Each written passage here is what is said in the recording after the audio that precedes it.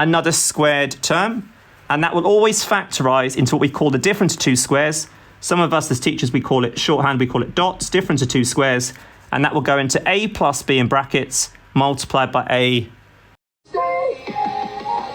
square number. So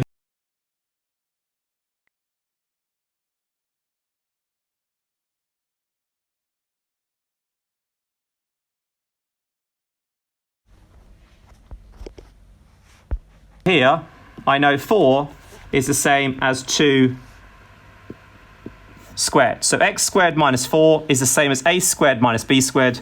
Therefore, it's going to be x plus 2 and x minus 2. And it doesn't matter which way you wrote the plus and which one you write the minus. The reason it works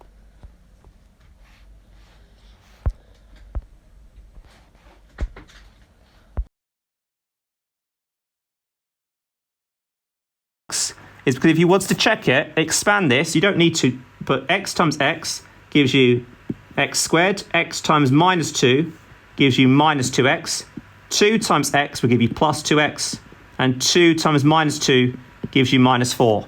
What cancels? When you collect like terms, negative 2x plus 2x, they're going to cancel. X squared minus 4 is your answer. So that's just proving why it works. But you don't need to do that, it's just memorize the method. So give you a chance, please. Questions B to F. So who can tell me what's the answer to part B, please?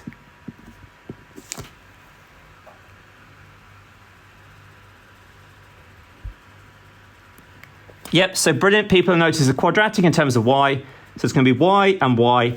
1 to 1 is a square number because it's 11 squared. So it's going to be y plus 11 and y minus 11. And it doesn't matter which way you put the sign. So if you wrote minus 11 first, that's absolutely correct.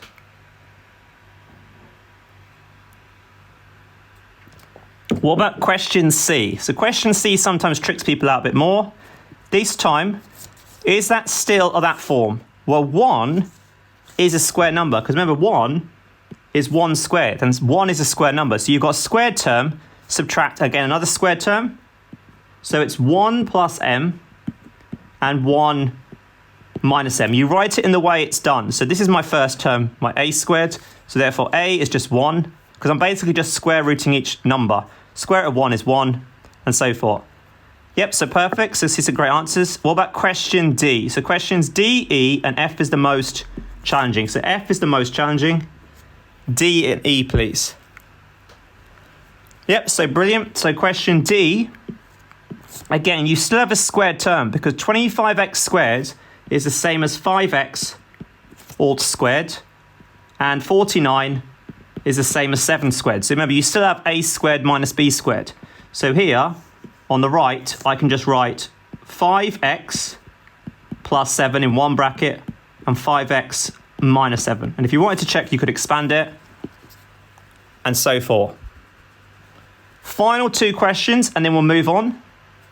Question E, please. You're factorising 4p squared minus 9q squared. So again, does it look like that? Do you have a squared term subtracted another squared term? Yep, so brilliant.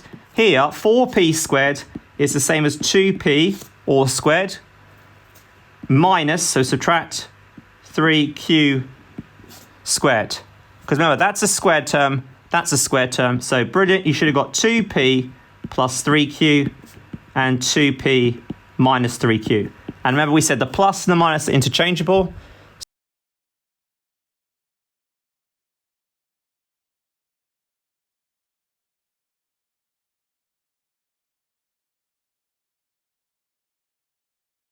First of all, we should try single brackets. So first of all, what's the highest common factor in 75 and 48?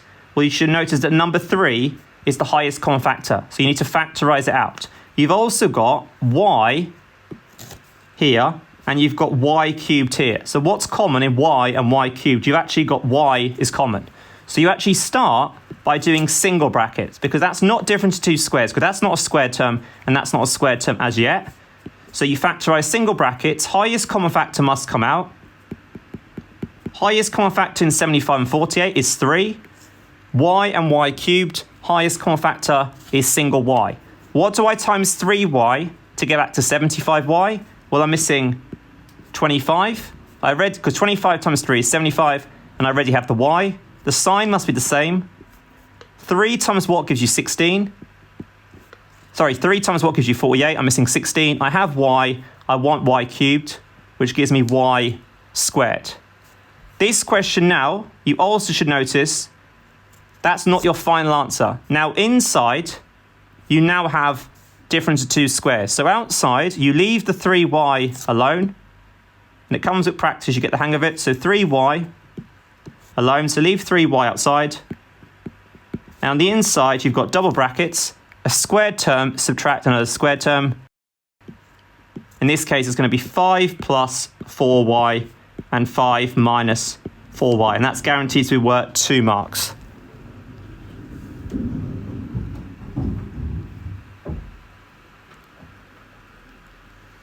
So are we happy with that or not? So does that make sense, or is any of those confusing?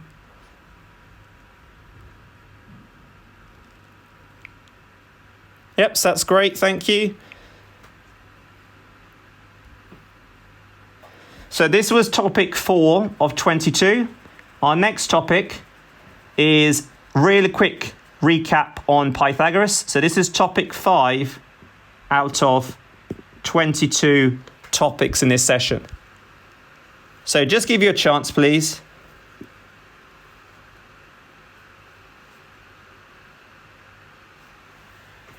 Two quick questions. This time we're looking at Pythagoras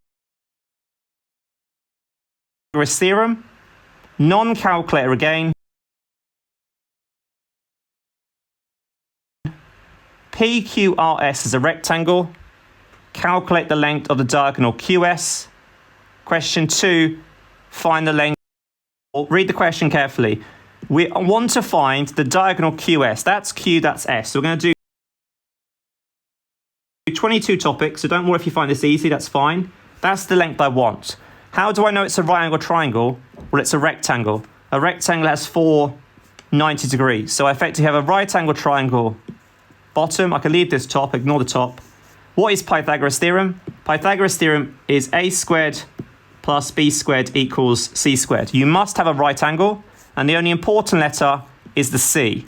And c, the hypotenuse, is always directly opposite the right angle. That's the rule. So C is always opposite the right angle, our hypotenuse, the longest side, and therefore A and B are your other two sides in any order. If you're finding C, which you are in this case, we simply square A squared plus B squared, square our answers, add it together, and then square root. So to find C, we can just literally do 5 squared. Let's write that again. So I'm going to do 5 squared in any order. The two shorter sides, 5 squared plus 12 squared equals c squared. 5 squared is 25. 144 equals c squared. 169 equals to c squared. Opposite squared is the square root, which is 13 meters. And again, it is worth 2 to 3 marks. So don't forget, Pythagoras theorem must be a right angle triangle. C is the only important letter. C is always the longest side, the hypotenuse, directly opposite the right angle. A and B are the two shorter sides. If you're finding C, square the two shorter sides, add them together, and then always square root. Yep, see some great answers. What about question 2, please? What do I do for question 2? Yep, so brilliant. So people are saying this time I'm given C, because remember, it's still Pythagoras. A squared plus B squared equals C squared. It's a right angle triangle, tick. But this case, I'm given C, because you must be a right angle triangle and you must have two sides. If you're given C, you can label this as being A and B in any order. If you're given C, we can do C squared, the longest side squared, subtract the shorter side squared, and then square root. So to find A, we can do it as just simply 13 squared, the longest side squared. You're not adding, you're subtracting the shorter side squared. And again, don't forget to square root your answer. Therefore, A, I called A PR, is the square root. Why are you gay? 13 squared is 169. 12 squared is 144. 169 take away 144 is 25. Square root of 25 is 5 meters.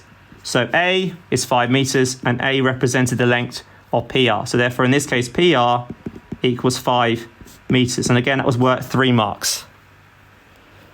Yep, so you can see some great answers, so thank you. So that was just a quick recap. So this was topic 5 of 22. So are we happy with that or not? So in order to use Pythagoras, you must have a right angle triangle and you must be given 2 lengths in order to calculate the missing side. If we do one more, and then we'll move on. So someone actually asked this in the chat box. They said, what about if you're given 2 triangles? So these questions work between 3 and 4 marks, but this is on a calculator paper because it says 1 decimal point. Have a go at calculating the length of OP, please. Last question on Pythagoras. To 1 decimal point.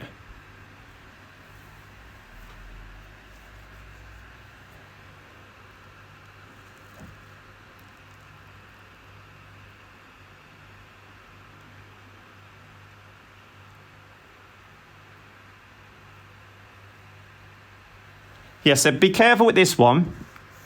I want to find the length here, OP. So OP is belonging to this triangle at the bottom, but I don't have enough information yet to use Pythagoras because all I have on the bottom triangle is 1 length. And in order to use Pythagoras, I must have 2 lengths. So my first thing to notice is I need to find the length of PQ. Why do I want to find this length? Because it's common on both the top triangle, right angle triangle, and the bottom triangle. So my first step is to find PQ. So to find PQ, I can use Pythagoras because I'm looking at the top triangle. It's again a right angle triangle. I'm given 2 sides and I want to find the missing side. So therefore I know I can use Pythagoras. Remember, C is always the one directly opposite the right angle.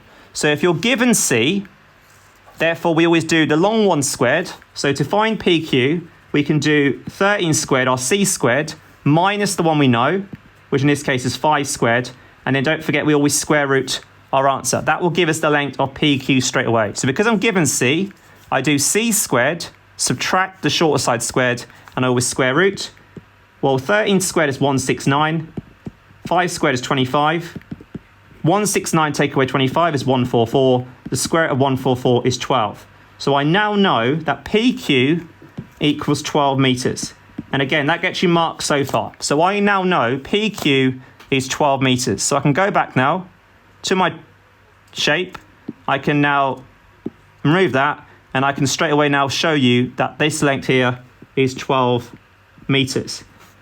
How does that help? Well, now I simply have another right angle triangle. Now on the bottom, I want to find OQ or PO. So I want to find OP. So to find OP, I have another right angle triangle. I have 2 sides, finding the missing side. And in this case, C is the side I'm finding because C is always opposite the right angle. So in this case, I'm finding C. So I can just do A squared plus B squared equals C squared. So to find OP, as I'm finding the long side, I did a 2 shorter side squared. So I'm going to do 2 squared plus 12 squared. And then don't forget to square root your answer. So 2 squared is 4. 12 squared is 144. And don't forget square root. 144 add 4 is the square root of 148. Again, it said 1 decimal point, so you must get a calculator. Put in your calculator, square root of 148, press equals, press SD, OP comes out to be 12.165, etc. To 1 decimal point, first digit after decimal, draw a line after it, look at the 1 to the right. Is that 5 or more? Yes. We round the previous one up by 1. So my final answer for 3 marks is 12.2 meters.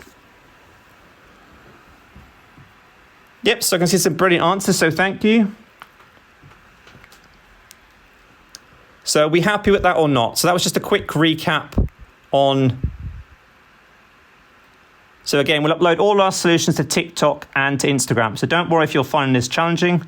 Again, it's just a quick session on recapping. We said we're trying to recap. This is topic 6 of 22. Our next topic is SOHCAHTOA. So this was topic 6 of 22. Our next topic is SOHCAHTOA, this is topic 7 of 22. So give you a chance. We'll be generous. Give you 25 seconds. Have a go at answering questions 1 and 2, please. Someone said, explain why is it plus. So if you're still stuck on the previous question, with Pythagoras, so if you're fine to these two questions, Why if you're are you unsure, gay? I'll just do it here. With Pythagoras, you must have a right angle triangle, like so, tick. And the only important letter in Pythagoras is your value for C. And C is always the longest side, which is always directly opposite the right angle. I'm just doing a Pythagoras here on the side. So Pythagoras has to be a right angle triangle, tick, and you must be given 2 sides in order to find the missing side. The only important letter in Pythagoras is C, and C is always the one directly opposite the right angle here. So if I'm finding C, I literally just do these 2 squared, the 2 shorter sides, because this is my A and my B in any order. I just do 3 squared plus 4 squared equals C squared. 3 squared is 9, 4 squared is 16 equals C squared. We add them together, and that gives us C squared, but the opposite squared is the square root. That's our rule with Pythagoras. So if you're finding C, the longest side, you square the 2 shorter sides, add it together and square root. Whereas if you're given C, you don't add them, you do C squared, the longest side squared, subtract the shorter side squared, and then you square root. So this is topic 7 of 22. It's a quick overhaul on GCSE specification. Yep, so this question here, can see some great answers already. So this time, it's not Pythagoras because it says find an angle. So remember, you can't be using Pythagoras because it says find an angle. So find the size of angle CDE. 3 letters, means it's the one in the middle. CDE, this angle here. That's the one I'm trying to find. I'm going to call it X. I know that's my angle CDE. So I know it's not Pythagoras because it's finding an angle. So what I do is I write down my 9 letters, which is SO, CA, TOA, in that order: sine, cos, and tan. SO, CA, TOA. I always then label 3 letters. So I label 3 letters, which are H, O, and A. H is the hypotenuse, which is always directly opposite the right angle. That's my first letter. O is always directly opposite the angle I'm given or finding. And A is my adjacent, which is my remaining side, adjacent to the angle. So you always label that first. H opposite your right angle, O opposite the angle you're given or finding, and therefore A is the remaining one, my adjacent. Which 2 do I know? In this case, I know O and I know A. Only one formula for SOHCAHTOA will have O and A. In this case, it's this one, TOA, so if you can see at the bottom. So to find my angle, if I just write it again for you, so TOA, I'll write up here. So TOA, T-O-A. That's my formula, TOA.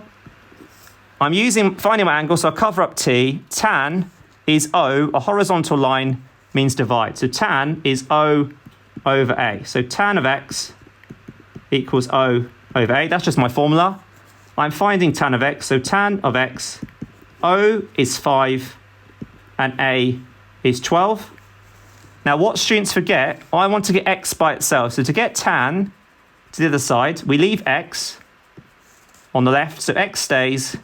When I bring tan across, it becomes tan to the minus 1, the inverse tan of 5 over 12. That's our rule. So if you're finding an angle on a calculator, you always press shift first. So get a calculator, press shift and then your function. I was using tan, so shift and tan to the minus 1 appears, which is called the inverse tan. Some of you call it arctan. Then press fraction key, and I'm going to type 5 over 12, close my bracket, press equals, and my answer is 22.61, etc. So my angle X comes out to be 22.619, etc. Read the question. It said 1 decimal point, first digit after the decimal, draw a line to the right. Is that 5 or more? In this case, no. So we're going to round down. My answer is going to be 22.6 degrees, correct to 1 decimal place. And again, I can see some great answers in the chat box. How did I get the tan to the -1? So students, because obviously due to the pandemic and stuff, we haven't had long enough to teach all the topics in detail, but tan, the function is tan of x is O over A. That's our formula. I'm trying to get x. X is the angle. So tan of x is O over A. So I want to get x, the angle, by itself. To get tan to the other side, it's called what we call the inverse tan. So tan becomes tan to the -1 of 5 over 12. And on a calculator, you always press shift before the function. But you always press shift if you're finding an angle. So you'll always have some function to the power -1. That's our rule. Question 2, please. Can someone tell me which function am I going to be using? So here, again, why is it SOHCAHTOA? Calculate the size of angle. So it's a right angle triangle, so tick. SOHCAHTOA. H is always directly opposite the right angle. So H is 15 in this case. O is opposite the angle I'm given or finding. Well, I'm trying to find this angle. So draw a line opposite is my O, and therefore this has to be my adjacent. Yep, so people are saying use sine, which I totally concur with. Why is it sine? Well, in this case, which two do you know? So in this case, which two do I know? I know O and I know H. Only one formula has O and H, which is our first one, which is sine. So remember, what does SOB mean? Sine is O. Horizontal line means divide. So if I write here, so sine of x equals O over H. If you write the formula out, you're less likely to make a calculation mistake. So now write down sine of x. What's O? O is 7 over H, which is 15. Remember, I want to get x by itself. So in order to get x by itself, sine has to go across to the side. Therefore, what that's called is called the inverse sine. So x is equal to sine to the -1, inverse of sine, in brackets 7 over 15. So in your calculator, get calculator again. I'm finding the angle, so I press shift first, followed by sine, press fraction key, and you type in 7 over 15. Come out, close your bracket, press equals, and you should get 27.818, etc. And again, all of this is on our channel. 81818. Read the question, 1 decimal point. First digit after decimal, draw a line to the right. Is that 5 or more? No. So cancel it out, round down. X is equal to 27.8 degrees. And again, it's guaranteed to be worth a minimum, generally 2 marks. So does that make sense or not?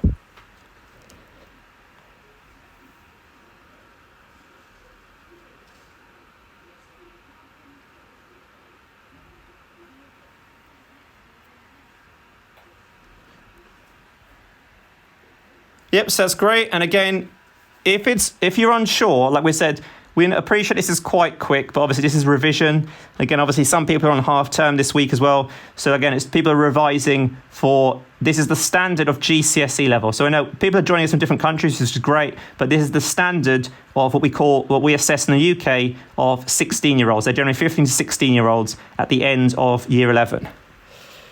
Yep, so that was topic 7. So our next topic, one quick question. This is topic 8. Have a go at answering the 2 questions as shown. So again, we're moving quite quickly. 2 marks for part A, 2 marks for part B. So if I just write on the side, if you have no idea, don't worry. So 2 marks for part A, 2 marks for part B, please. So remember, we are going quite quick, so I appreciate, obviously, in normal circumstances, we'd teach a lot slower. This is just to give a real booster.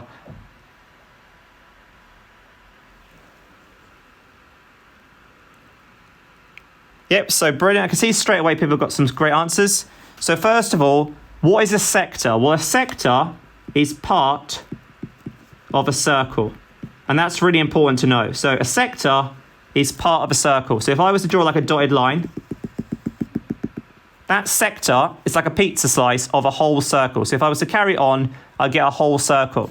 So why is that important? Well, because read the question. It says calculate the length of the arc AB. An arc is just that curved bit here.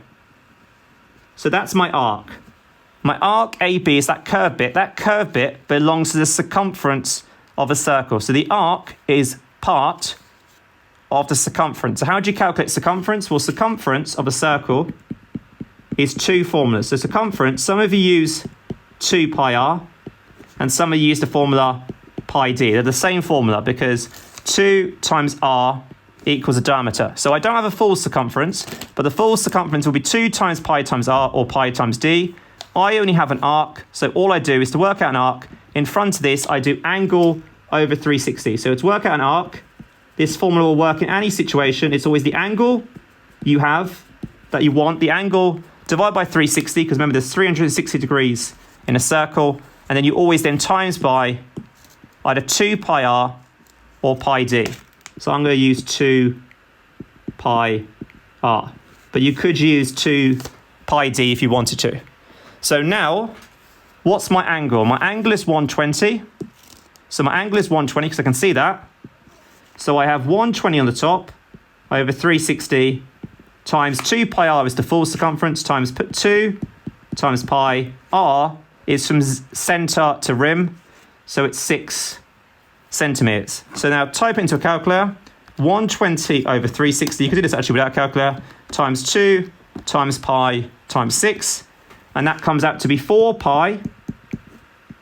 And that's in centimeters if you're leaving your answer in pi. Because 120 over 360 is a third. A third times 12 pi is 4 pi. Or if you pressed SD, it would come out to be 12.56637061 and so forth. And again, that's still in centimeters. It didn't tell me to round it, so I just left it as the full number. So does that make sense or not? So just let me know yes or no. Are you happy with that one? So pi r squared is for the area. That's the next part. So if the answer is no, which part are we losing you from? So remember, circumference, let me just go through that one more time. So circumference is the total distance around a circle. So remember, circumference is 2 pi r. So if you imagine a circle, if I go the total distance, like the perimeter of a circle is called the circumference. And the circumference is either 2 pi r or pi d. That's the formula. That's what we just know. So we know that the circumference of a circle, the curve, the perimeter of a circle is called a circumference, is 2 pi r, where r is your radius, or 2 times the radius is the same as a diameter, or pi d. An arc is part of that circumference. An arc is just going around the circumference, but it's not going the full way around. It's just going around a part of it. So therefore, you always do the angle over 360, because that's the fraction you have. 360 is angles in a circle, and then you simply times by 2 pi r or pi d. So here, my angle was 120 over 360 times 2 times pi. My radius was 6, and that's it done. Straight into a calculator, 4 pi or 12.56, etc. For question B, this time I'm calculating the area. So if I'm doing the area, I'm not using the circumference. The area of a circle, see some great answers already. The area of a circle is the inside. And the inside of a circle is just pi r squared. That's just the area of a circle, pi times radius squared. But I don't have a full circle again. I have a piece, a part of a circle. So in front of my pi r squared, a sector, the area of a sector is just the angle over 360 times pi r squared. So the area of a sector is always the angle over 360 times pi r squared. That's my formula. So what I do, my angle is 120. So I do 120 over, again, 360, because it's always divided by 360. And I multiply by pi times my radius, which is 6 squared. And again, that can go straight into a calculator. So 120 over 360 times pi times 6 squared. And that comes out to be 12 pi centimeters squared. Or if you put it in a calculator, press SD, 37.699 centimeters squared and so forth. And again, that gets you 2 marks. So that was topic 8. So again, we are going quite quick. That was topic 8. Our next topic is solving inequalities. So give you a chance. 4 quick questions. Have a go at solving each of the following. So again, everything will be uploaded to TikTok and to Instagram, so you can go over this at your own pace.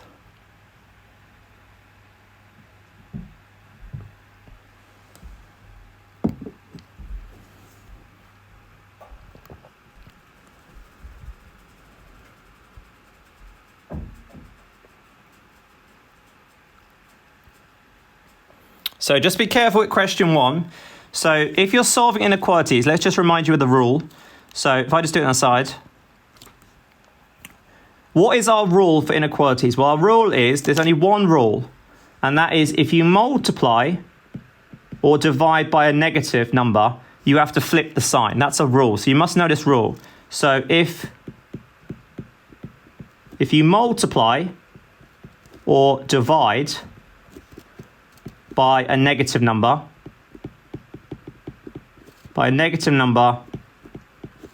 you must flip the sign.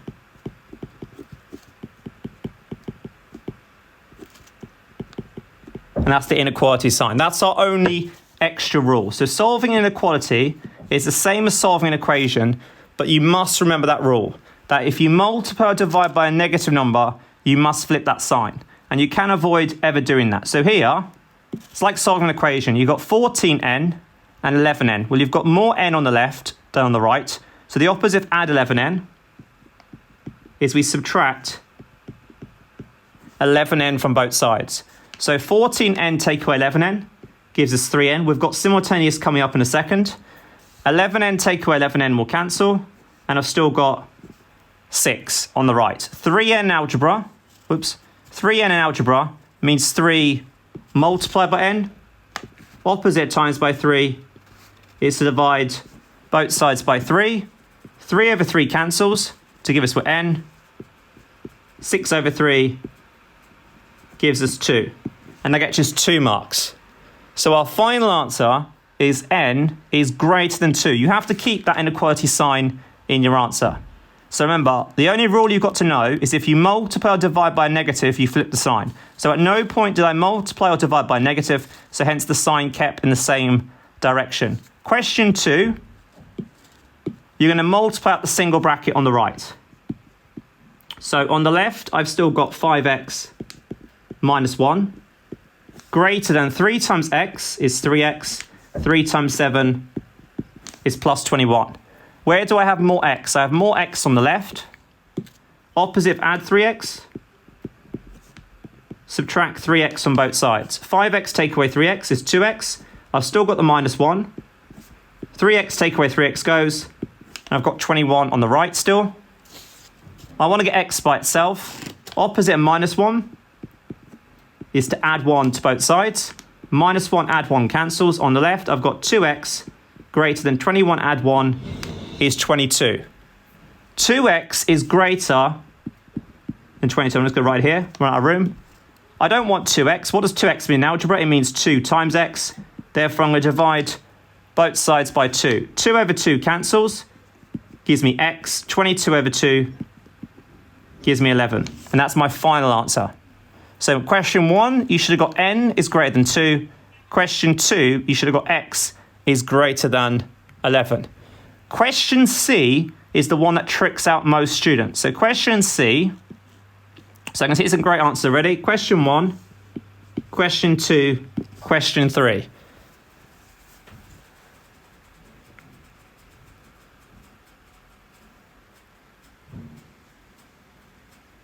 So why does question 3 trick some students out? Well, here, I can see some great answers though. So minus 5x, I want to get x by itself. So what does minus 5x mean? It means minus 5 times x. The opposite of times by minus 5, one way is I can just divide both sides by minus 5, which is fine because minus 5 over minus 5 would cancel, leaving with x. 10 divided by negative 5, if there's no sign, we know it's positive, and the rules are the same as multiplying as dividing. If the signs are different, we get a negative answer. So positive divided by negative, signs are different, therefore will give me negative 2. But what have I done? I've divided by a negative. So if I multiply or divide by a negative, this sign must flip, otherwise I've gone wrong. So I must remember to flip this sign. So instead of being greater than, it now becomes less than. Again, I can see some great answers. So my final answer is x is less than negative 2. If you don't like that method, we can avoid it. So just show you very briefly. If you're fine, do question 4 for yourself. If you don't like 3, or you think in your exam you're going to forget about changing the sign, the other way to do it is never divide or multiply by negative. So I originally had minus 5x greater than 10. You can move things left and right, just like an equation. So you can move things left or right, they just change signs. So I'm going to move the minus 5x to the right, and therefore it will become positive 5x. And I'm going to bring the 10 to the left, opposite add 10, minus 10. And I've kept the sign now the same way, because I haven't times or divided by negative. This is option 2.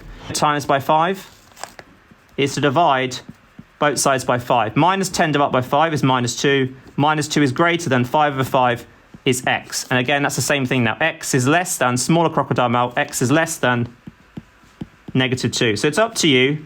Both of them still got you the same 2 marks.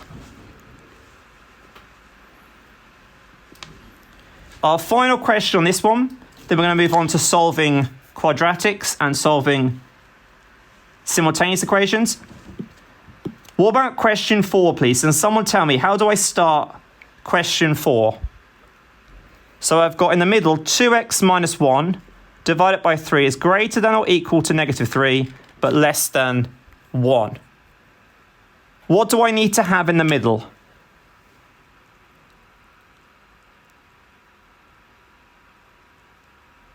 Yep, so brilliant. People are telling me, if you see 2 inequalities, you want the letter by itself. That's the rule. You want the letter, don't know if you can read my writing. So if you have an inequality like this, you want the letter by itself. And again, we'll show you how to draw it in a second. So here, you've got 2x minus 1 divided by 3. I want just the letter, in this case x, by itself. So see some great answers.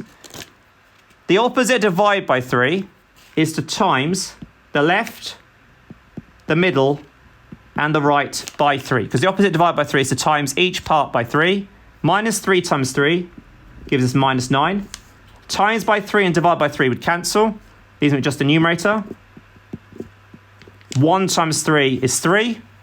Now, opposite minus 1 is to add 1 to each part. Minus 9 add 1 is negative 8. Minus 1 add 1 cancels, gives me 2x in the middle. 3 add 1 gives me 4. I don't want 2x. I want the letter by itself. Opposite times by 2 is divide each part by 2. Minus 8 divided by 2 is minus 4. 2x over 2 gives me just x. 4 over 2. And that got me 3 marks. So my final answer is x is greater than or equal to negative 4, but x is less than 2. So are we happy with that or not?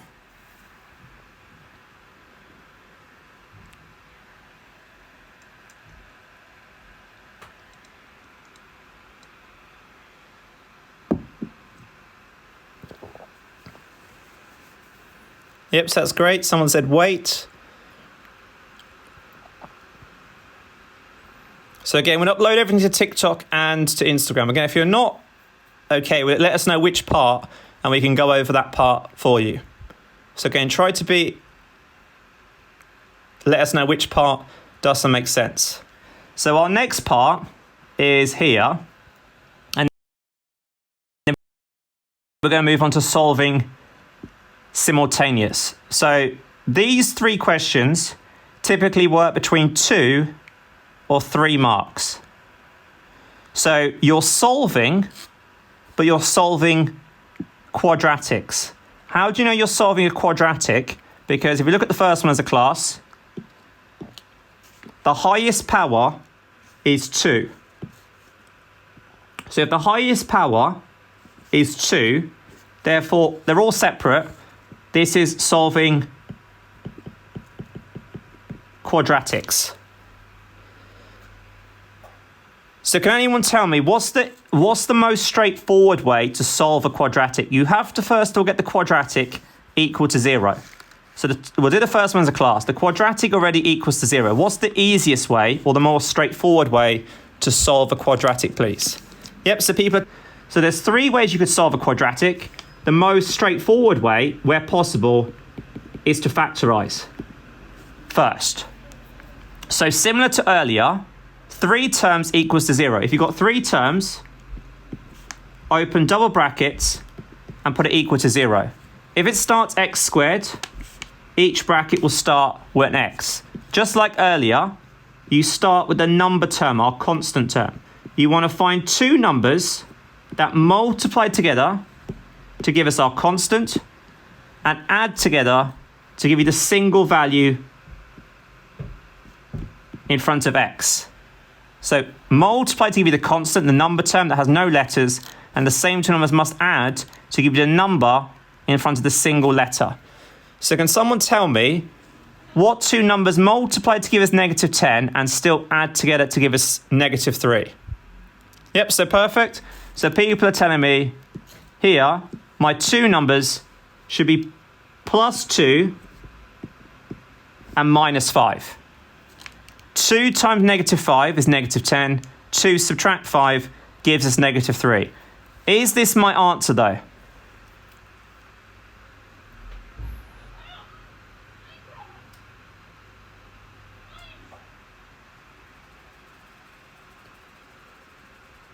So what is my next step? Yep, so now read the question. What I've done so far is I've factorized it. What I'm asked to do is I'm asked to solve it. So to solve it, I now put each bracket equal to 0 separately. So you could just draw like a little thing, put the left-hand side x plus 2 equal to 0. I want to get x by itself. Opposite of plus 2 is to subtract 2 from both sides. 2 take away 2 cancels. Therefore, x is equal to negative 2.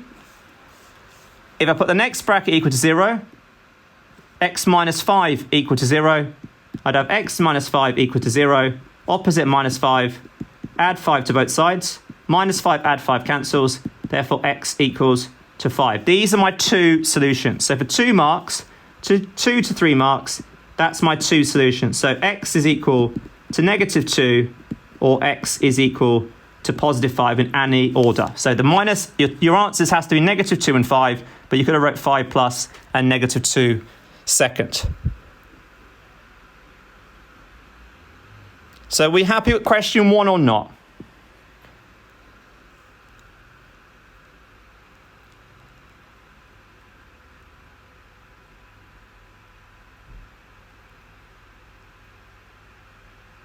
Yep, so question 2, please. Give you a chance. Have a go at solving question 2. Just don't know where it's disappeared to. There. So try question 2 and try question 3. Yeah, so we said you could write them in any order. You could write minus 2 and 5, or you could write 5 and minus 2. It's the same thing.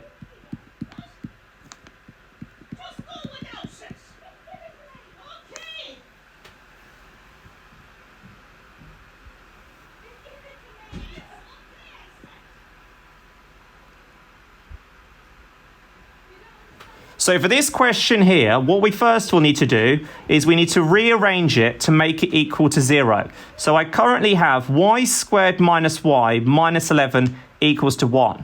So my quadratic must equal to 0 first of all. So my first step is to subtract 1 from both sides. So the opposite of equal to 1 is subtract 1 from both sides, because my quadratic must equal to 0. So I've got y squared minus y. Minus 11 take away 1 is minus 12, give us 0. Because remember, my quadratic must equal to 0. If it doesn't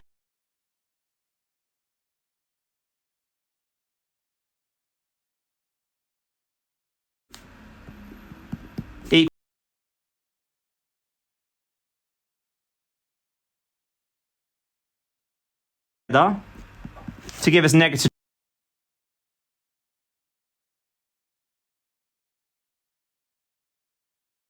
12, add together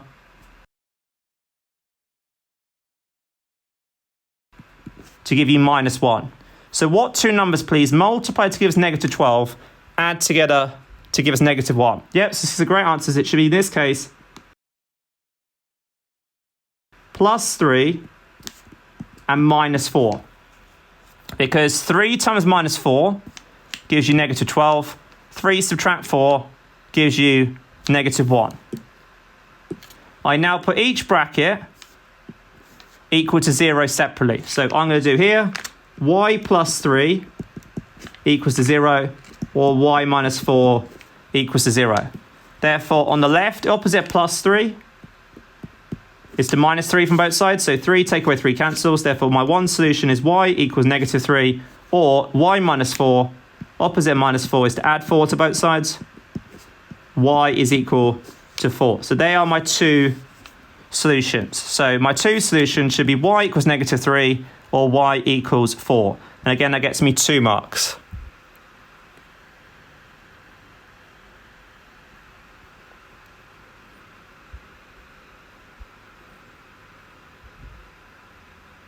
So are we happy with that or not? So all I've done is I rearranged my quadratic. It must equal to 0 first of all. So the opposite plus 1 is y. I subtracted 1 from both sides. Quadratic in terms of y. Double brackets. Factorized it. And then solved each bracket. For question 3, someone said do that again. So if we do that one more time. So just go over that one at a time. If you're fine, do question 3. So here, it's a quadratic equal to 1. Your quadratic must equal to 0. So the opposite of add 1, we said, is we subtract 1 from both sides. That's what we do. So on the left, I now have y squared minus y. Minus 11 take away 1 is minus 12 equals to 0. You got quadratic in terms of y. Therefore, we opened our double brackets. We put y and y. Our rule is two numbers that multiply to give you the constant. In this case is negative 12, but still add together to give you the number in front of the single letter, which in this case is negative 1. The only two numbers that times give you negative 12, but add to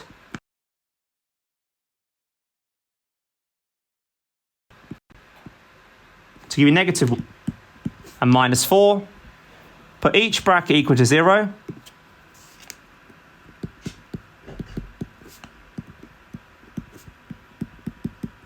Opposite plus 3 is subtract 3 from both sides. Y equals minus 3. Opposite minus 4 is to add 4 to both sides. Y equals 4. And that's it. For question 3 now is just on higher. This one's a more harder quadratic to factorize. So here, it's equal to 0, which is good. But the number in front of the m squared is greater than 1.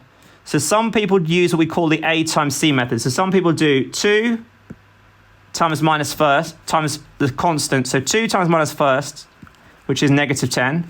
So 2 times minus 5 gives negative 10. And I want to find two numbers that multiply to give us negative 10, but still add together to give us plus 9. So two numbers multiply to give us negative 10, add together to give us plus 9 is going to be 10 and minus 1. You go back to your quadratic, leave your first term alone, which is 2m squared. You rewrite the middle term, the 9m, in terms of these two numbers. So 9m is the same as 10m take away m. And you leave the original constant on the end. And you factorize after the second term. So 2m squared and 10m. Factorize will give you 2m in brackets m plus 5. Whatever's in your single bracket, you repeat. on the right, and you look at the first number on the right, you want minus m. You currently got m, so you're missing minus 1. Factorize out your single bracket. Whatever you're missing,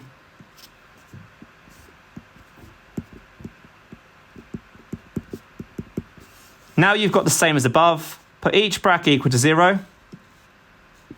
So if I put this bracket equal to 0, I would get, if I solved it, I'd get m equals. If I put this bracket equal to 0, opposite of minus 1 is to add 1 to both sides. So 2.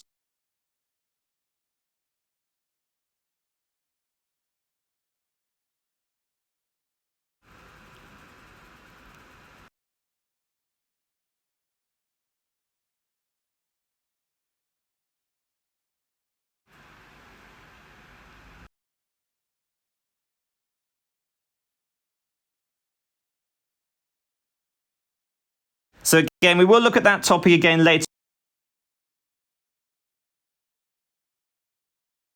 on, but that again, you would be more familiar with question 3 if you've been taught that yet so far. So our next topic is simultaneous. Then we can come back to that in a second. So our next topic here is solving simultaneous questions.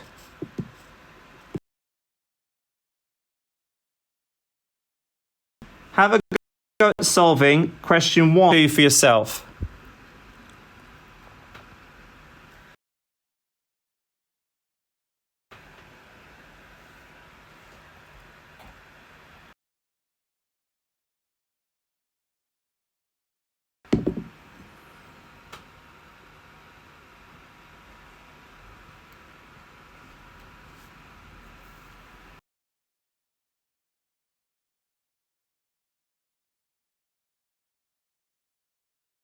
So this one here is called solving linear simultaneous equations. So what does simultaneous means? It means you've got 2 equations with 2 unknowns. So here we've got x's in both equations and we've got y in both equations. So our first step is we need to match up the numbers in front or the numbers in front of, but the sign just yet. I just need to worry about the numbers. So here I've got 3x, here I've got 2x, or 3 match. I'm going to choose to match y, because it's up to you. I'm choosing to match y. Here I have 3. So 2 times table, 2, 4, 6. 3 times table, 3, 6. First time they're together is 6. What do I have to do to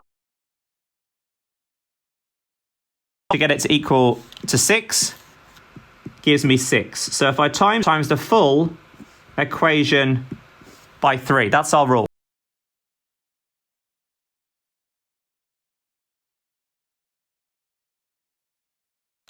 My second equation has 3. I want it to equal to 6.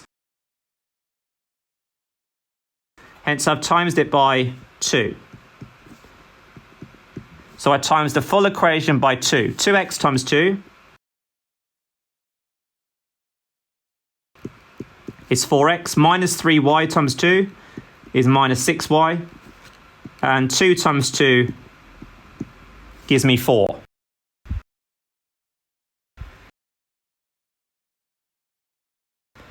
Now, to eliminate these terms in front of the terms that I matched up in front of y. If you matched up front of x, now signs are the same, we subtract. If the signs are different,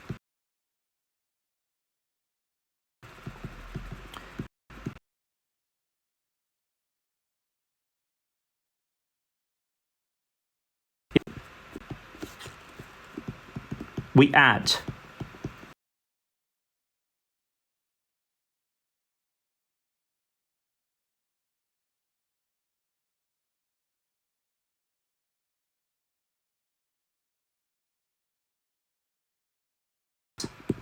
48 add 4, 52.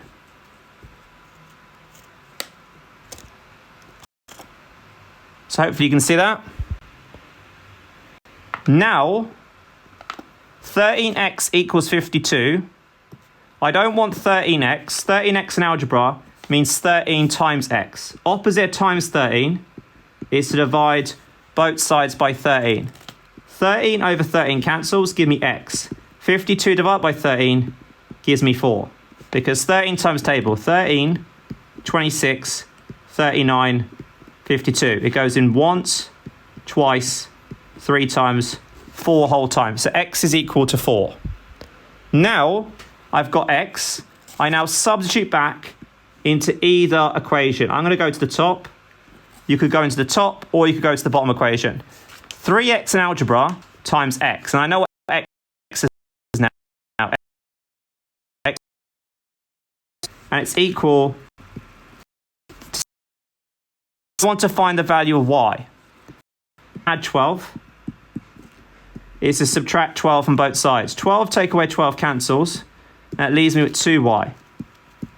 16 take away 12 is 4. Opposite times by 2 is to divide both sides by 2. 2 over 2 cancels to give me y. And 4 over 2 gives me 2. So my final solution is x equals to 4. Y is equal to 2. And that gets me guaranteed 3 marks. So are we happy with that or not?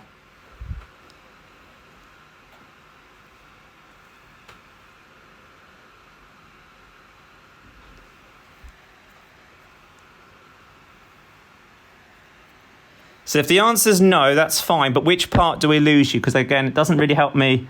You need to be a bit more specific which part doesn't make sense.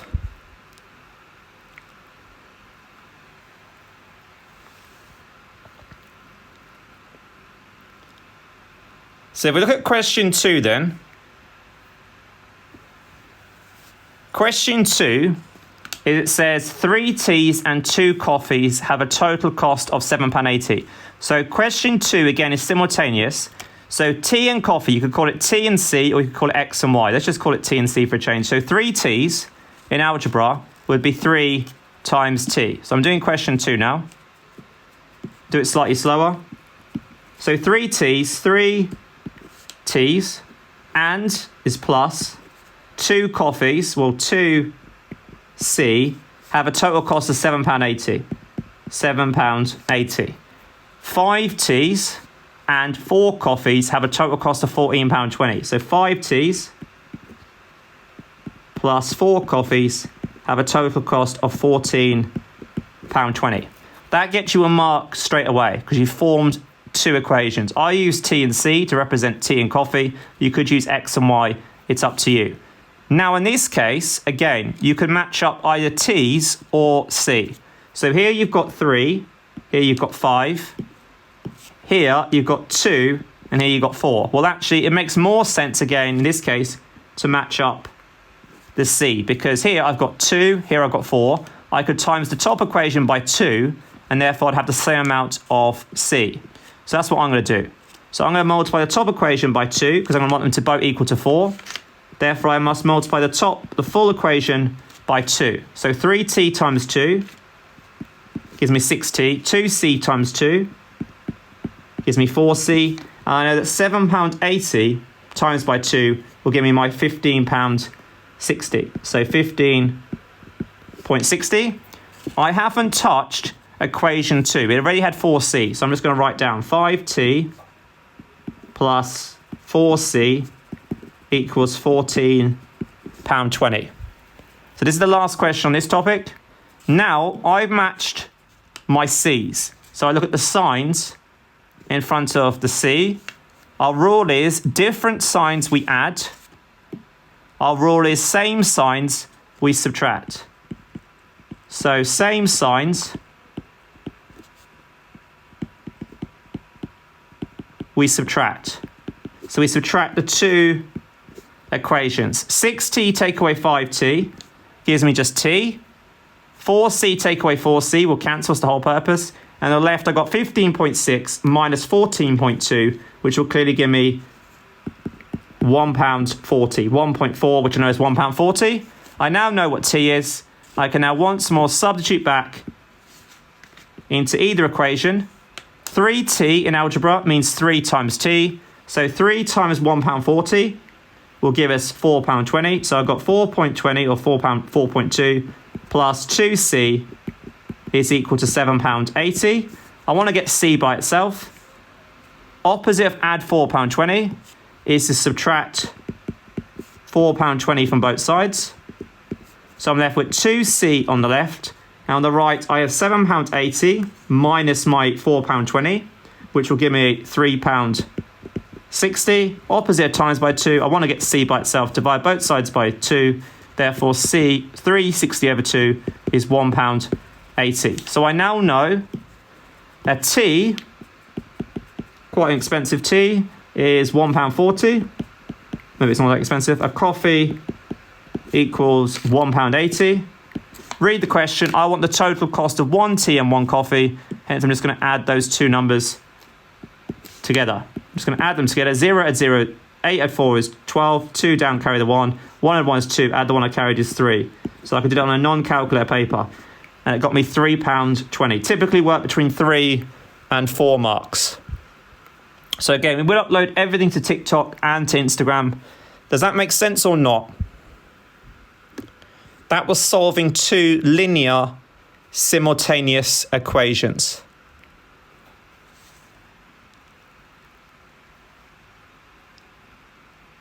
Yep, so that's brilliant. Thank you for confirming. So our next one, we're going to just do one question, and this is now just for those doing higher tier. So we're just going to do one of these questions. So if you're not a higher tier student, just ignore this for a few seconds. This is just for those taking higher tier, and this is worth 5 marks. So the one we showed you previously was for all students. This is now just for higher tier, and it's worth 5 marks. Why is it worth 5 marks? Because this time you have a quadratic and a linear. So here, if you see a power of 2, well, we've actually got it twice. We know that's a quadratic equation. And if there's no power, we know there's imaginary 1 above a letter, and we know therefore that is linear. So if you see a quadratic and a linear, that means it's just on the higher tier spec, and that means it's worth 5 marks. So we'll do one of these questions, then we'll move on to our next topic. So can anyone tell me, where am I going to start with this question, please? If you have a quadratic and a linear, where do I start?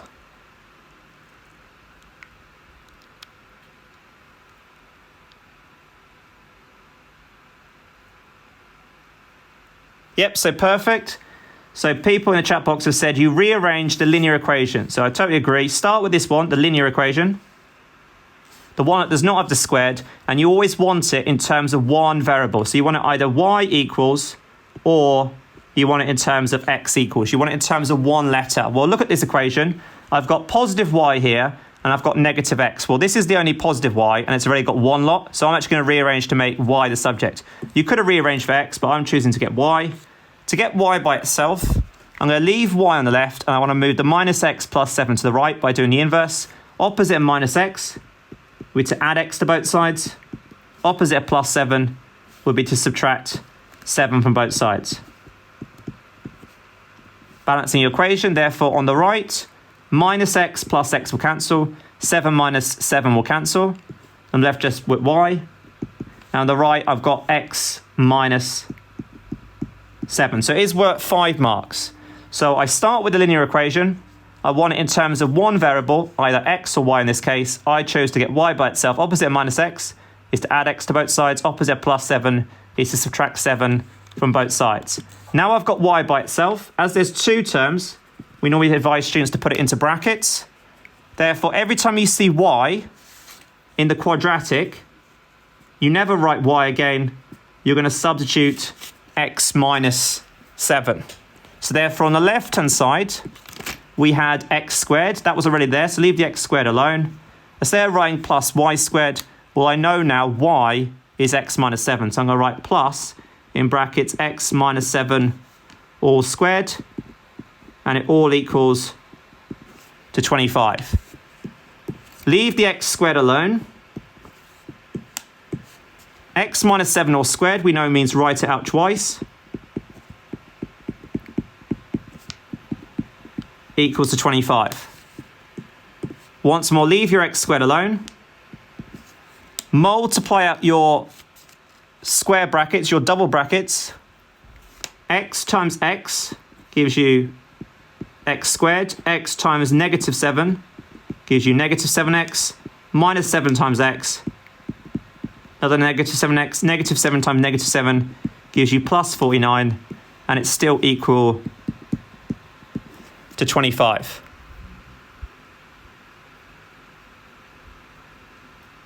My next step is to collect like terms. So I've got x squared plus x squared. Remember, they must have the same base and the same power. So one lot, add another lot, gives me 2 lots of x squared. I have negative 7x, take away another negative 7x, gives us negative 14. I get more negative. And I still have plus 49 equals to 25. So 5 marks, it does take a little time. I now have a quadratic equal to 25. So can someone tell me now, what's my next step? I have a quadratic in terms of x, but it equals to 25. Do I want my quadratic to equal to 25?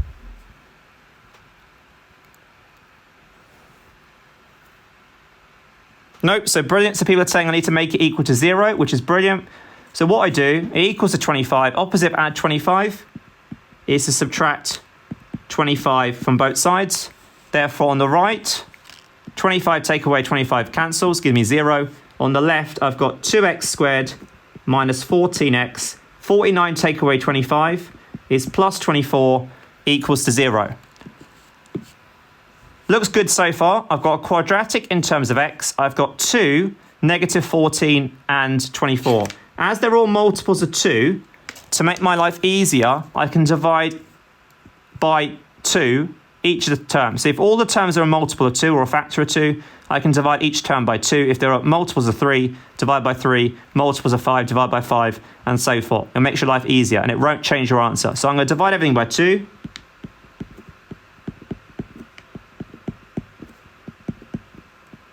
Go back to the question. I'm solving.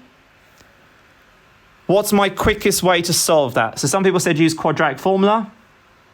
I could use quadratic formula. I could complete the square. But also in this case, I could factorize it, because factorizing is generally the quickest way. Double brackets equal to 0. X and x. What two numbers, please, multiply to give us our constant, which is positive 12, and add together to give us our number in front of our single letter. So in this case, multiply to give us positive 24 and add together to give us negative 7. Yep, so some great answers, so thank you very much. It should be negative 3 and negative 4, because a negative times negative makes a positive. So negative 3 times negative 3 is positive 12. Negative 3 subtract 4 gives us negative 7. Final two steps. I'm solving. All I've done so far is factorized. I put each bracket equal to 0. So some people just split it like that. X minus 3 equals 0. Opposite of minus 3 is to add 3 to both sides. So therefore, one solution is x is 3. Or on this side, x minus 4 equals to 0. Opposite of minus 4 is to add 4 to both sides. So x equals 3 or x equals 4. Am I done now? Does that get me all 5 marks?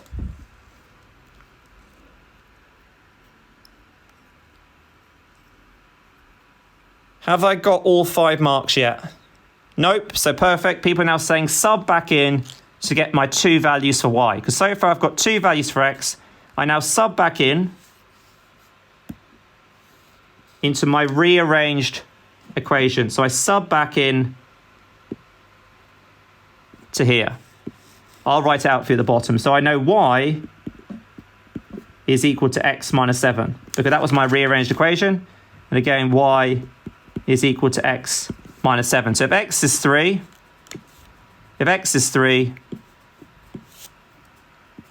from here, if x is 3, 3 take away 7 is negative 4. If x is 4, 4 take away 7 is negative 3. So final solutions are right here in green, is x equals to 3, y is equal to negative 4, or when x equals 4, y equals negative 3. And that got you all 2, 3, 4, 5 marks. So again, massive well done if you got that correct. If not, like we said, it's a topic for an area for development. So that's called solving linear and quadratic simultaneous equations. But it is worth 5 marks.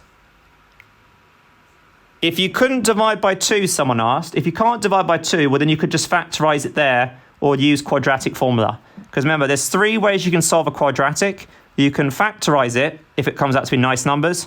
You could complete the square, or you could use the quadratic formula. So you've got 3 methods to solve this. Yep, so see some great answers, so thank you. And again, all this is on TikTok and Instagram, and it'll be on later on and so forth. So you can go over this in your own time. So again, massive well done if you got that correct.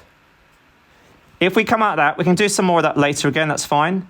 Our next topic is, on this side, is a question on surds. So here, 2 quick questions on surds, please. You're asked to simplify the top, and you're asked to expand and simplify equation 2. So question 1 is sometimes just worth 1 mark. Question 2 will definitely worth 2 marks.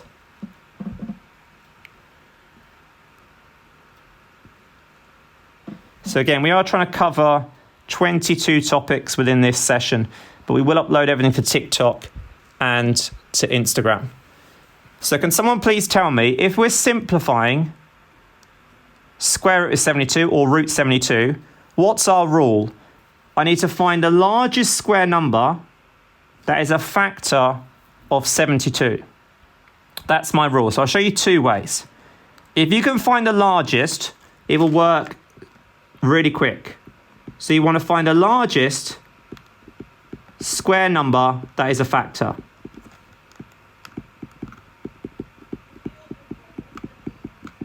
So in this case, the largest square number, so some people knows it straight away, the largest square number of 72 is actually root 36 times root 2. So I'll show you 2 ways. So you know your square numbers are 1, 4, 9, 16, 25, 36, 49, 64, 81, 100, 121, 144, 169, 196, 225. If you know your first 15 square numbers, it's really easy. Root 72, it has to be less than 72. The only square number that goes into the largest square number is 36. So root 72 is the same as root 36 times root 2. Now, the square root of 36 is 6. So hence it simplifies to 6 root 2. And that's my answer. If you can't spot that straight away, because not everyone can see 36 is the largest square number, if you can't find the largest, find any square number that goes in.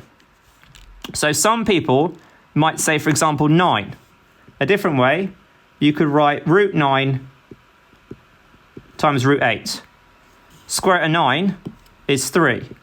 And that gives me 3 root 8. But root 8, 4 goes into it. So root 8, leave the 3 alone for a second. Root 8 is the same as root 4 times root 2. The square root of 4 is 2. So the square root of 4 is 2, and I've got 2 times root 2. So in front, I still had the 3, and there's imaginary times. Square root of 4 is 2, and that gives me, therefore, 2 lots of root 2.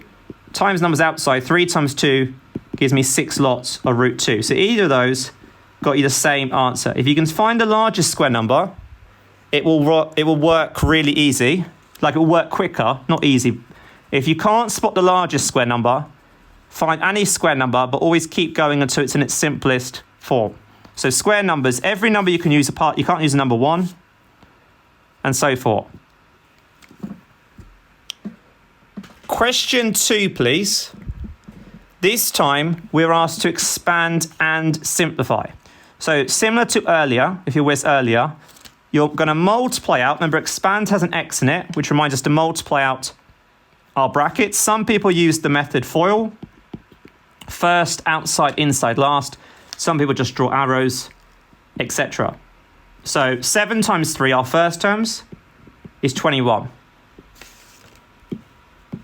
7 times root 5. If it's outside, it times the number outside the root. So this is outside the root. If there's no number outside, there has to be a number. In this case, it's imaginary 1. 7 times 1 is 7 lots of root 5. I now do my inside term. My inside term is minus 2 root 5 times 3. So remember, outside times is outside. Minus 2 times 3 will be minus 6 lots of root 5. And finally, my last term, I've got minus 2 root 5 times root 5. Minus 2 root 5 times root 5 will give us minus 10. If you can't spot that, right here, minus 2 root 5 times positive root 5. Remember, if it's outside, it times is outside. Minus 2, if there's no number outside, there has to be imaginary 1. Minus 2 times 1 is minus 2. A root times itself is just a number. So root 5 times root 5 is just 5, because root a, remember our rules, root a times root a is just a. And minus 2 times 5 gives you minus 10. That's where I got the minus 10 from. My final step is I must collect like terms. So here I have 21 take away 10, which is 11. And here I have 7 lots of root 5 minus 6. So they've got the same base. They both end in root 5. They're like terms. So 7 lots of root 5 take away 6 lots of root 5 is just plus 1 lot of root 5, which we just write as positive root 5. And again, that's worth a minimum of 2 marks. So are we happy with that or not?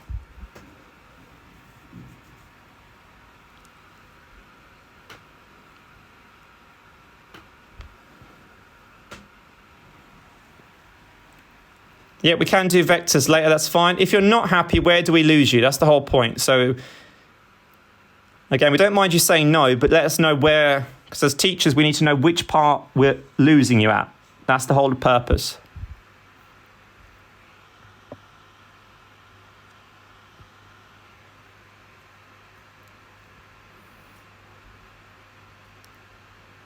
Okay, so if we carry on, then again, we can always come back and so far. So again, that was looking at a quick recap of surds. Our next topic is looking at a topic called functions. And this one is just on higher. So there's 2 pages on functions. We've got a first page like an introduction, and then we go on to 7-mark question in a second. So give you a chance, please. Question 1, 1A is worth 1 mark. So that's worth 1 mark. Question B is worth 2 marks. And question C is worth 3 marks. And the next page, it goes up to 5-mark question. So I'll make that a bit to the left. So have a go, please. Question A, B, and C. Don't worry if you're unsure. Hopefully it's good revision or practice. 1 mark should be fairly straightforward, and so forth. But everything will be on TikTok and Instagram later, so you can go over this at your own pace.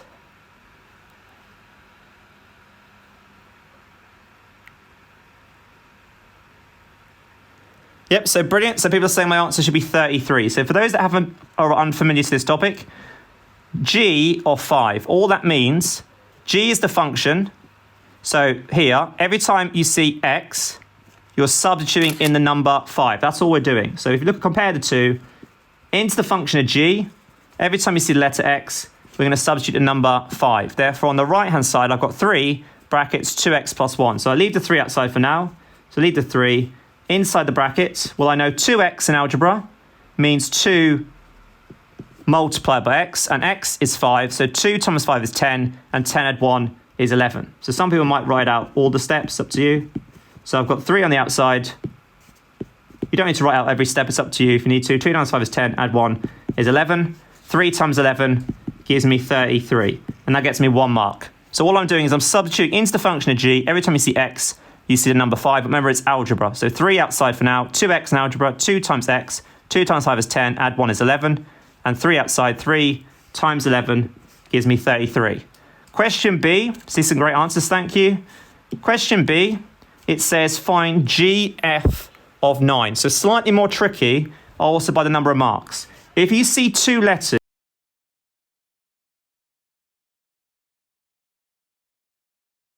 f of 9, what does f of 9 mean? Into the function of f, every time you see x, we now substitute in the number 9. So here we're going to have 12 divided by the square root of x, and the square root of x is 9. So I'm going to have 12 divided by the square root, x is 9 of 9. So I can leave g outside for now. The square root of 9 is 3, and 12 divided by 3 is 4. So remember, the square root of 9 is 3, and 12 divided by 3 therefore equals 4. So all the inside simplifies to 4. Remember, this goes into my outside function. This is my answer. And I get substituted into the outside function, which is g. So now into g now, every time you see x, x is now 4. So leave the 3 outside again. Inside the brackets, what do I have? I have 2 times x. Well, 2 times x is 4. 2 times 4 is 8. 8 add 1 is 9. And 3 times 9 gives me 27. Let me just make that a bit neater. So 3 times 9 gives me 27. Because remember, if g is 4, 2x, 2 times 4 is 8, 8 add 1 is 9. Do the inside first, and 9 times 3 gives me 27. Yep, so brilliant. For the last one's the most confusing for some students. And it says, find g to the minus 1 of 6. If you see a negative power, a negative power means the inverse function. So if you see a negative power above a function, it means the inverse. So to find the inverse, first of all, I let y equal the function I want to find. So first of all, g of x, if I expand the bracket, 3 times 2x is 6x, and 3 times 1 is 3. So my original function is 6x plus 3. I want to find the inverse function for g. So to find the inverse, the easiest way to do it is you let y equal the original function. So I'm going to let y equal, in this case, 6x plus 3. There's 5 different ways you can do this. So the way I teach it is you want to find the inverse function for g. So therefore you let y equal the function of g, which is 6x plus 3, and you always rearrange for the letter x. So to get x by itself, find x, cover it up. Opposite of plus 3 is subtract 3 from both sides. So y minus 3 equals to 6x, because plus 3 take away 3 cancels. Opposite of times by 6 is to divide both sides by 6. 6 over 6 cancels, and that will leave me with x. So therefore I know x is equal to y minus 3 over 6. Now that you've got x by itself, you just got to remember the final few parts. X always disappears. It changes into your inverse function. So x becomes g to the minus 1 of x. It becomes your inverse. And every time you see the letter y, you just change it to the letter x. So it seems like quite a strange topic in mathematics.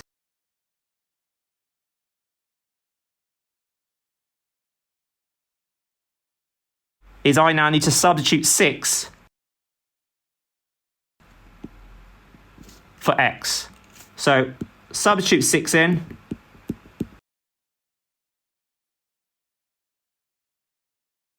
Therefore, on the right, x is 6. I'm going to have 6 minus 3 over 6. 6 take away 3 is 3. 3 over 6 is a half, or 0.5. So my final answer is a half, or as a decimal, 0.5. And again, that got me 2 marks. So are we happy with that or not?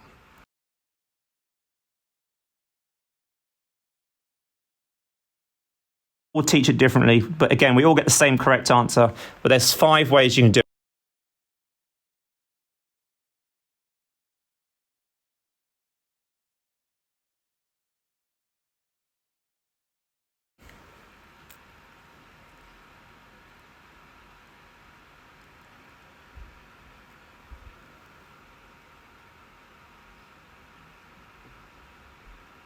Someone said, how did you get 4 for 12 divided by 3? 12 divided by 3. 3 goes into 12 4 whole times. So someone's saying more of the inverse. I think there's another inverse question on this page. So we'll do the inverse question on this page so that so look at this question. I'll move that one down a sec. I'll go slower. So if you're fine, let me just move it down. If you're fine, have a go at question B, which is worth 5 marks. If you're unsure, watch question A for the inverse. I'll do question A slower. So if you're fine, have a go at the 5 mark question. If you're confused, that's absolutely fine. We're going to go through part A slower. So part A, here, you've got 2 separate functions. So I'll go a lot slower. F of x equals 3x minus 1. G of x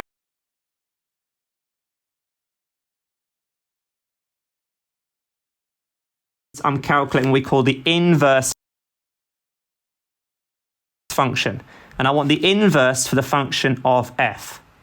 So what I do, the way I teach it, is I let y equal the function of f, because that's the one I want to find the inverse for. So I let y equal, in this case, 3x minus 1. If I wanted to find the inverse function of g, I would let y equal x squared plus 4. But I want to find the inverse for f. So I let y equal the function of f. And remember my rule is I always want to rearrange for the letter, I don't know why I did that.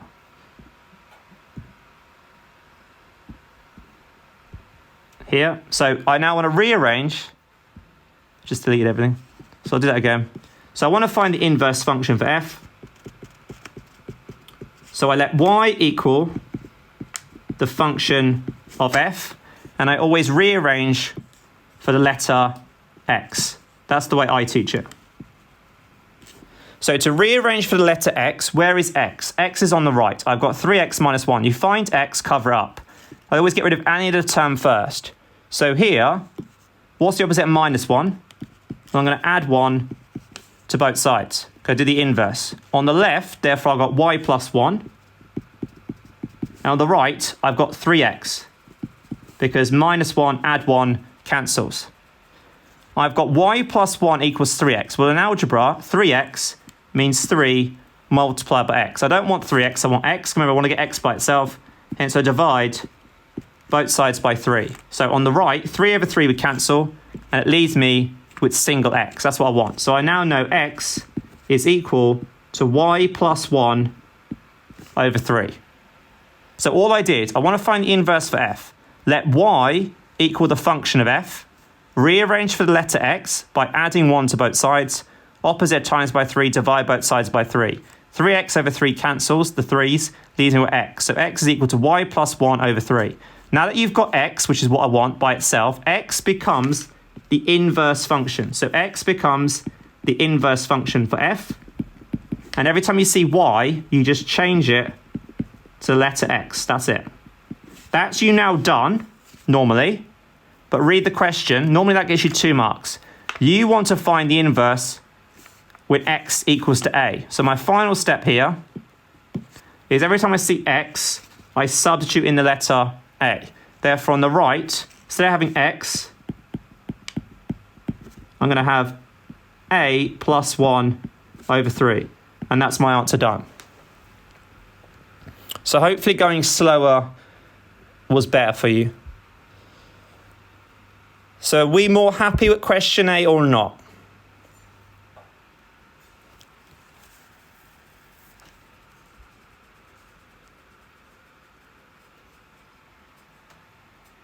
Yep, that's great. Thank you.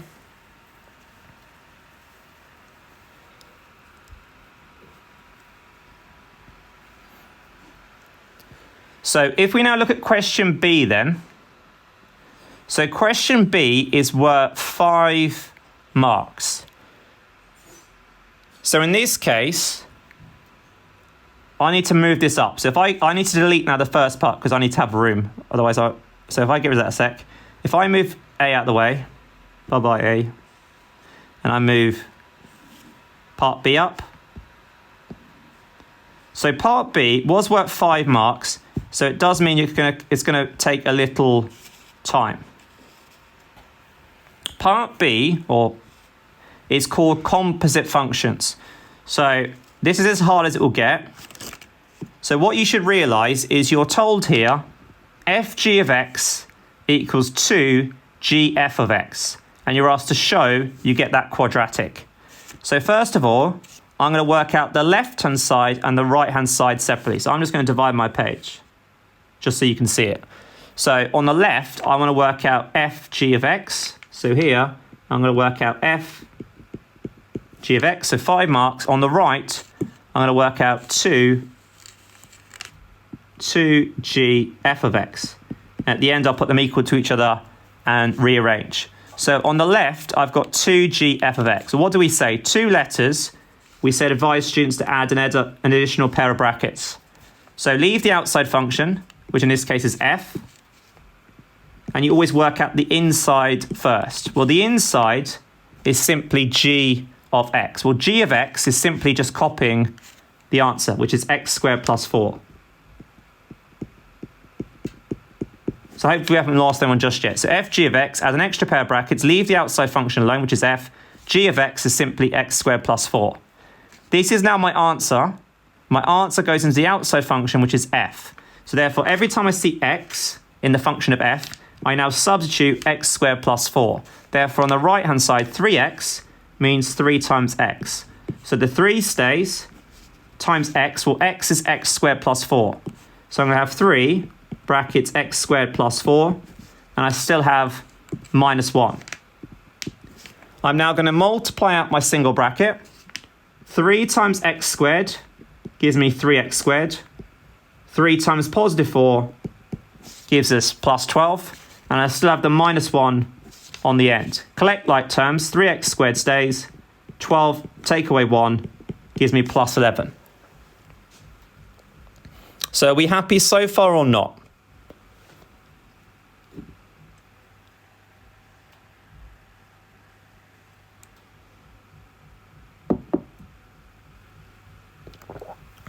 Yeah, that's great. So now on the right, I have 2gf of x. So these two, first of all, I'm going to completely leave alone anyway. And I'm going to add again an extra pair of brackets between the 2 letters. So leave 2g alone on the outside. My first step is to work out f of x. Well, f of x is simply just copying f of x, which is simply 3x minus 1. My answer now goes into the outside function, which is g. So this 2, again, leave this 2 alone. That 2 we can deal with right at the end. All I'm going to do now is I'm substituting every time I see x in the function of g. So every time I see x, x is now 3x minus 1. So I'm going into the function of g. So instead of writing x squared, remember x is now 3x minus 1. So it's 3x minus 1 all squared. And I still have plus 4 on the inside. I know that 3x minus 1 all squared means to write it out twice. And don't forget I still got the plus 4. Expand out your double brackets. 3x times 3x gives you 9x squared. 3x times negative 1 gives you negative 3x. Minus 1 times 3x gives you negative 3x. Minus 1 times minus 1 gives you plus 1. And you still have plus 4 on the end. Leave the 2 outside for now. Collect like terms. You've got 9x squared and no other term ending in x squared. You have negative 3x, take away another 3x, which simplifies to give you negative 6x. And we have plus 1 plus 4, which gives you plus 5. I now have to multiply by the 2. So 2 times 9x squared will give me 18x squared. 2 times minus 6x will give me negative 12x. And 2 times positive 5 gives me plus 10. Yep, so consistent great answers. So you agree with my solution. My final step now, what do I now do? fg of x equals 2gf of x. I know fg of x is 3x squared plus 11. I know 2gf of x is 18x squared minus 12x plus 10. All I have to do now is put the 2 equal to each other. So here I had 3x squared plus 11. I'll move this line up a bit. Equals to 18x squared minus 12x plus 10. I want my quadratic to equal to 0. Does it equal to 0? No, I've got x squared on the left and I've got x squareds on the right. I've got more x squared on the right. So the opposite of add 3x squared is to subtract 3x squared from both sides. Opposite add 11 is to subtract 11 from both sides. On the left, 3x squared take away 3x squared cancels. 11 take away 11 cancels. Therefore, I'm left with 0. 18x squared take away 3x squared gives me 15 lots. Still got minus 12x. 10 take away 1 gives me negative 1. I've got 5 marks now. I know equal to 0 on the left is the same as having equal to 0 on the right. So check my answer. Is that what I wanted? It was a show that. So show that means your answer must look like that at the end. Therefore, I know 100% coming out of my exam, I banked those 5 marks. Someone said that should be negative 6 if you divided. Not 100% sure where you see divide, sorry.